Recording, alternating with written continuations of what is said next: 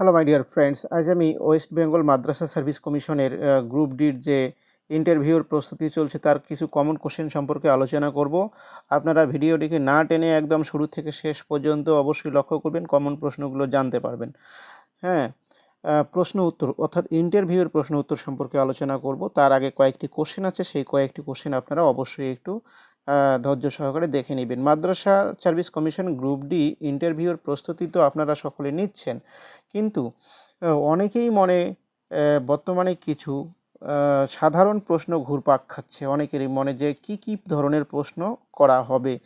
দেখুন, আমি বলছি এখানে কিন্তু একেবারে রকেট সায়েন্সের মতো কিছু কোশ্চেন জিজ্ঞাসা করা হবে। আপনি ইন্টারভিউ হলে প্রবেশ করার সঙ্গে সঙ্গেই যে আপনাকে হিস্ট্রি, জিওগ্রাফি, সায়েন্সের মতো সাবজেক্ট থেকে কঠিন থেকে কঠিনতর প্রশ্ন জিজ্ঞাসা করা হবে তা কিন্তু নয়। মনে রাখবেন, আমি কি পারবো, অনেকেই কনফিডেন্ট নয়। আমি বলবো অবশ্যই পারবেন।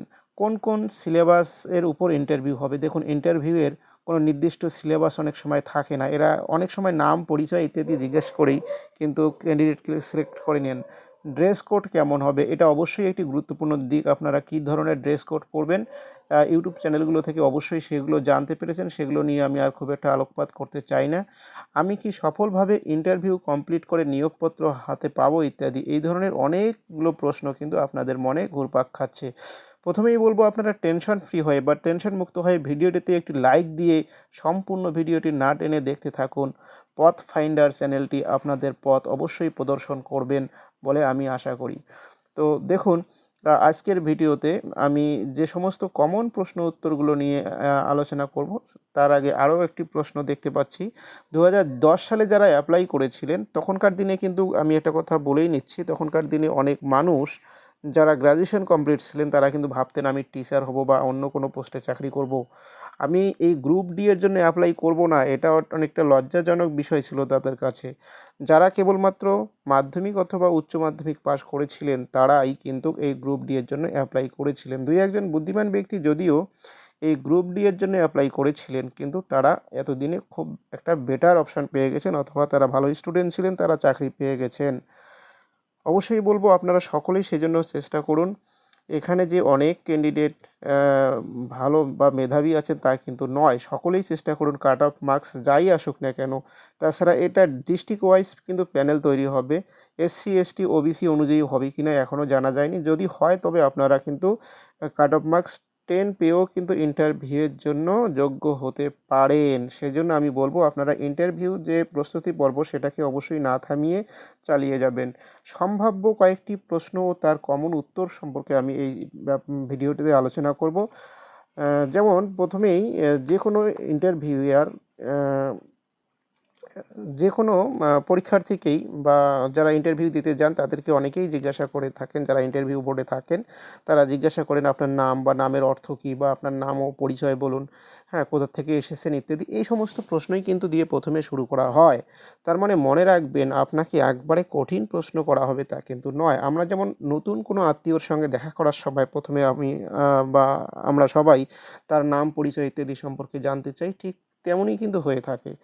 তো প্রথমে নাম, পরিচয় ইত্যাদি জানার পর তারপর যদি তার ইচ্ছে জাগে যে আপনাকে অন্য কোনো প্রশ্ন করবেন, সেগুলোতে কিন্তু যেতে পারেন। তা প্রথমে এগুলো আপনাকে কিন্তু অনেকটা দক্ষতার সহিত উত্তর দিতে হবে, এবং উত্তর দেওয়ার সময় মনে রাখতে হবে এই কথাগুলোর মাধ্যমে আপনি আপনার ব্যক্তিত্বকে তুলে ধরবেন। দেখুন, আমি এখানে একটা ডেমো হিসেবে একটা এক্সাম্পল নিয়েছি। ধরে নিলাম আমি শ্যামল কান্তি বর্মন, কোনো একজন ব্যক্তির নাম শ্যামল কান্তি বর্মন, পিতা পীযূষ কান্তি বর্মন। ঠিক আছে, তার জন্মসালটা চাইলে বলতে পারেন 15/11/1995 খ্রিস্টাব্দে তার জন্ম। আমি 2008 সালে গোপীনাথ হাই স্কুল থেকে মাধ্যমিক এবং 2010 সালে গোসারহাট হাই স্কুল থেকে উচ্চ মাধ্যমিক পাশ করেছি। এইটুকু বলার পর আপনি বলতে পারেন, যেহেতু বলা হয়েছে আপনি কোথা থেকে এসেছেন, তাহলে আমি কোচবিহার জেলার। যখন জিজ্ঞাসা করা হবে আপনি কোথা থেকে এসেছেন, তখন আপনি প্রথমে আপনার জেলার নামটি বলবেন। আমি কোচবিহার জেলার শীতলকুচি থানার, জেলার পর থানাটা বলবেন। গলিনাহাটি গ্রাম থেকে এসেছি, তার মানে জেলার পর থানা, থানার পর আপনি আপনার গ্রামের নামটি বলতে পারেন। এইভাবে কিন্তু আপনি আপনাকে অ্যাড্রেস করবেন বা আপনার পরিচয়টা এভাবে দিবেন। ডিয়ার ফ্রেন্ডস, সেকেন্ড কোশ্চেনে আসার আগে আমি আপনাদেরকে বলবো পথ ফাইন্ডার এসএলকে চ্যানেলটিকে অবশ্যই সাবস্ক্রাইব করে নেবেন, বেল আইকন প্রেস করে দিবেন এবং লাইক করতে ভুলবেন না। থ্যাংক ইউ বন্ধুরা। নেক্সট কোশ্চেনে আমি চলে যাব।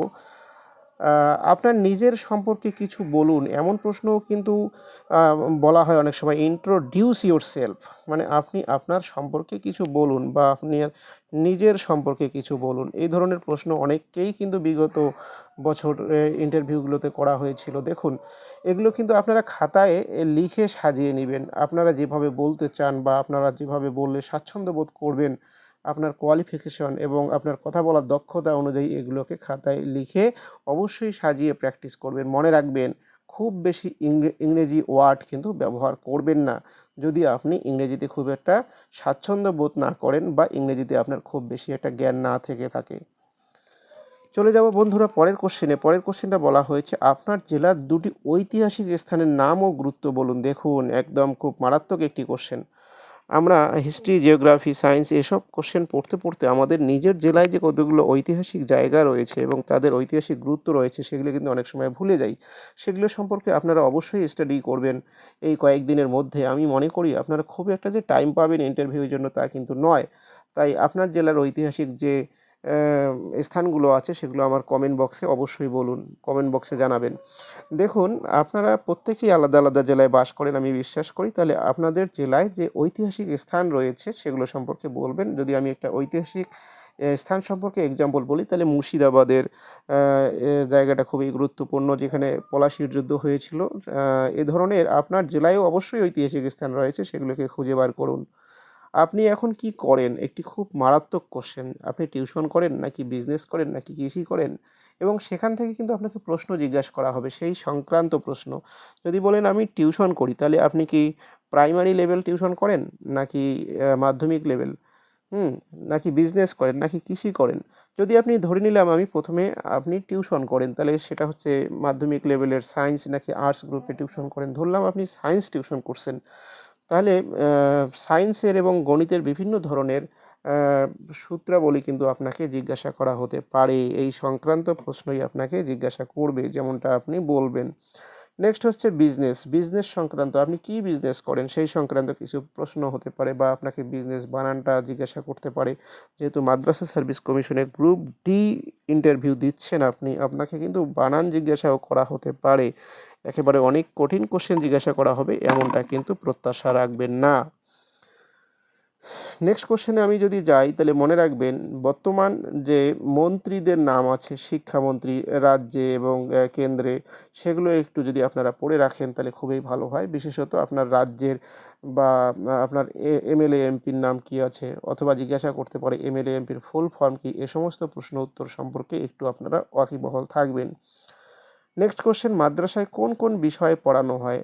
খুবই একটা ভাইটাল প্রশ্ন। যদিও আপনারা শিক্ষক হিসেবে নিযুক্ত হচ্ছেন না, কিন্তু আপনাদের কনসেপ্টটা তো থাকতে হবে আপনি যে ক্ষেত্রে অ্যাপ্লাই করেছেন গ্রুপ ডি এর জন্য, সেখানে কোন কোন বিষয় পড়ানো হয় এটা তো আপনাদের জানার একটা দরকার।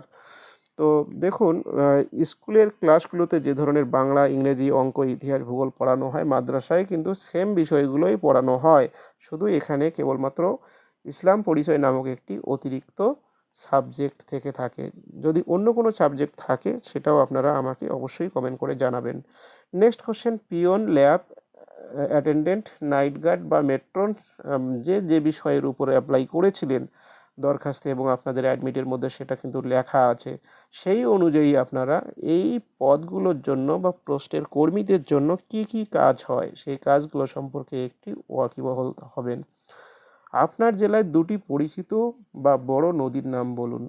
দেখুন, খুব সুন্দর একটি কোশ্চেন। আপনি যে এলাকায় বাস করেন, যে জেলায় বাস করেন, সেই জেলায় দুটো পরিচিত নদীর নাম আপনাকে জিজ্ঞাসা করা হতে পারে। এই ধরনের কোশ্চেনগুলো অবশ্যই আপনারা রেডি করবেন। নেক্সট কোশ্চেন যেটা আছে, আপনার জেলায় কোন কোন ন্যাশনাল হাইওয়ে আছে? ন্যাশনাল হাইওয়ে তার মানে হচ্ছে যেমন NH7 একটি ন্যাশনাল হাইওয়ের মধ্যে পড়ে, তাহলে এই ধরনের প্রশ্ন কিন্তু আপনাকে জিজ্ঞাসা করা হতে পারে। এগুলো সম্পর্কে একটু সচেতন থাকবেন। নেক্সট কোশ্চেনটা হচ্ছে আপনার এক্সপেক্টেড স্যালারি কত, বা এত কম বেতনে আপনার কি করে চলবে বা পোষাবে? এগুলো প্রশ্নের উত্তর আপনারা কিভাবে দিতে চান সেটা অবশ্যই খাতায় লিখে সুন্দর করে লিখে নিয়ে নিজের মতো করে একটু স্টাডি করে রাখবেন। যেন উত্তর দেওয়ার সময় আমাদের মুখ জড়িয়ে না যায় বা জিভ জড়িয়ে না যায় এই ধরনের প্রশ্নগুলোর উত্তর দেওয়ার সময়। অবশ্যই একটু স্টাডি করে নেওয়াটা better option. Mid day meal কি রাজ্যের নাকি কেন্দ্রের নাকি যৌথ প্রকল্প? এই দেখুন, মিড ডে মিল সম্পর্কে একটা প্রশ্ন কিন্তু হতে পারে, যে তারপরে বলতে পারে যে মিড ডে মিল কি স্কুল বা মাদ্রাসার ছাত্রছাত্রীদের পড়াশোনার কোনো ক্ষতি করে? যদি করে সেটা কী ধরনের, আর যদি না করে তাহলে কী ধরনের উপকার হচ্ছে, তুমি তোমার উত্তরের সপক্ষে যুক্তি দাও। এই ধরনের প্রশ্ন কিন্তু জিজ্ঞাসা করে হতে পারে। নেক্সট আমি একটা কোশ্চেনে যাব, সেটা হচ্ছে রাজ্য সরকারের দুটি প্রকল্পের নাম বলুন। দেখুন, আমাদের রাজ্য সরকারের অনেকগুলি প্রকল্প আছে, সবুজ সাথী, কন্যাশ্রী, যুবশ্রী, এতগুলো প্রকল্পের মধ্যে আপনাদের দুই একটা প্রকল্পের নাম অবশ্যই মনে রাখা উচিত। আরেকবার বলছি বন্ধুরা, আমার চ্যানেলটিকে অবশ্যই সাবস্ক্রাইব করবেন, ভুলে যাবেন না। সাবস্ক্রাইব করে বেল আইকন প্রেস করে দিবেন এবং ভিডিওটিকে অবশ্যই লাইক করবেন। নেক্সট 14 নম্বর কোশ্চেনে চলে যাই। দীর্ঘ 14 বছর পর নিয়োগ হতে চলেছে, এ ব্যাপারে আপনার কি কোনো ক্ষোভ আছে কারো উপর? দেখুন, এই কোশ্চেনটি একটি মারাত্মক কোশ্চেন। আপনাকে উত্তেজিত করার জন্য বা আপনাকে রাগিয়ে দেওয়ার জন্য কিন্তু এই ধরনের প্রশ্ন করা হতে পারে। তাহলে আপনি এখানে কিন্তু ক্ষোভ প্রকাশ করতে আসেননি, এখানে আপনি ইন্টারভিউ দিয়ে একটা জব হাতিয়ে নিতে এসেছেন। সেজন্য এই ধরনের প্রশ্নগুলোকে একটু স্কিপ করে চলাটাই বেটার। তো আপনারা কোনো রকম তর্কে জড়াবেন না, বা যদি বলা হয় আপনাকে আপনি তো এই গ্রুপ ডি পোস্টের জন্য যোগ্যই না, তবুও আপনারা তর্কে জড়াতে যাবেন না, একটু স্কিপ করে সুন্দরভাবে অ্যান্সারটিকে গুছিয়ে দিয়ে চলে আসবেন। যেমন আপনারা বলতে পারেন যে এই যে নিয়োগ প্রক্রিয়া, সেটা হচ্ছে মাদ্রাসা সার্ভিস কমিশনের ব্যাপার এবং এটি একটি আইনি জটিলতা। যদিও আমি দীর্ঘদিন যাবৎ পরীক্ষায় অ্যাটেন্ড করতে পারিনি, তার এ বিষয়ে আমার মতামত অবশ্যই আছে, কিন্তু আমি প্রকৃতপক্ষে কারো উপর ক্ষোভ প্রদর্শন করছি না এই মুহূর্তে। এটি একটি আইনি জটিলতা, এভাবে বলে আপনি তর্কটাকে এড়িয়ে যেতে পারেন। নেক্সট কোশ্চেন হচ্ছে, আপনি তো গ্র্যাজুয়েশন করেছেন, তাহলে আপনি গ্রুপ ডি চাকরি করছেন কেন, বা করতে চাইছেন কেন? আপনার কি কোনো লজ্জা হবে বা লজ্জা হবে না? এ বিষয়ে কি উত্তর দেবেন অবশ্যই আপনি খাতায় লিখে মতামত জানাবেন, অথবা আমার কমেন্ট বক্সেও আপনারা লিখে জানাতে পারেন। নেক্সট কোশ্চেন, হবি কি? আপনার হবি কি? আপনি ধরে নেন ইন্টারভিউ বোর্ডে বললেন যে আমি ভবিষ্যতে একজন অধ্যক্ষ বা প্রফেসর হতে চাই। হয়তো দেখা গেল যিনি ইন্টারভিউ নিচ্ছেন তিনি একটু রেগে গেলেন, আপনি প্রফেসর হতে চান, তাহলে গ্রুপ ডিতে কেন অ্যাপ্লাই করেছেন? ভুলভাল জায়গায় পৌঁছে গেছেন। এভাবে আপনাকে কিন্তু রাগিয়ে দেওয়া হতে পারে। আপনাকে আপনার ধৈর্য এবং আপনার মানসিকতা টেস্ট করার জন্য এই ধরনের প্রশ্ন অনেক সময় করা হতে পারে। আপনাকে রেগে গেলে অবশ্যই চলবে না, মনে রাখবেন। এখানে আপনি অবশ্যই ইন্টারভিউটা সুস্থ মাথায় দিয়ে আপনি চাকরিটাকে হাতিয়ে নেওয়ার চেষ্টা করবেন। আপনার ভবিষ্যৎ টার্গেট কী? এই ধরনের প্রশ্ন করে কিন্তু আপনাকে অনেক জটিলতার মধ্যে ফেলতে পারেন। আপনার দুর্বলতা কী? এইটা একটু খুব মারাত্মক কোশ্চেন। আপনার দুর্বলতা কী? যদি আপনি আপনার দুর্বলতা সম্পর্কে বলতে চান, যদি আমি একটা এক্সাম্পল হিসেবে বলি, যদি আপনি বলেন যে আমি যদি একবার 10টায় ঘুমাই তাহলে 2টো না বাজা পর্যন্ত আমি আর উঠতে পারি না, তাহলে যিনি ইন্টারভিউ নিচ্ছেন তাহলে আপনার সম্পর্কে তার কী ধারণা তৈরি হবে? ভাববেন যে আপনি এই পোস্টের জন্য যোগ্য না, আপনি প্রচুর ঘুমান, আপনি কুম্ভকর্ণের মতো ঘুমান।